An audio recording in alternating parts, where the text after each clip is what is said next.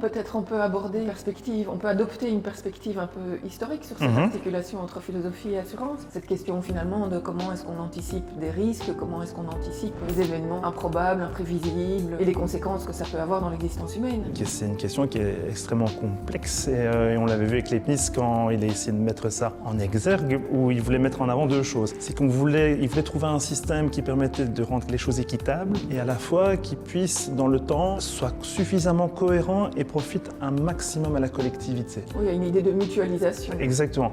Mais le problème, c'est que cette mutualisation n'était pas faite dans un intérêt réellement solidaire, comme on le retrouve maintenant avec ce principe de mutuelle. En fait, l'idée à l'époque, c'était simplement de faire profiter aux seigneurs, aux gens relativement riches, une protection de leur patrimoine. Alors qu'avec le temps, avec la démocratisation et surtout avec tous les événements qu'on a eus, par exemple l'incendie de Londres, on s'est rendu compte qu'il y avait intérêt à chacun à mettre un petit peu dans un pot pour pouvoir protéger un maximum ce qui se présente dans le monde.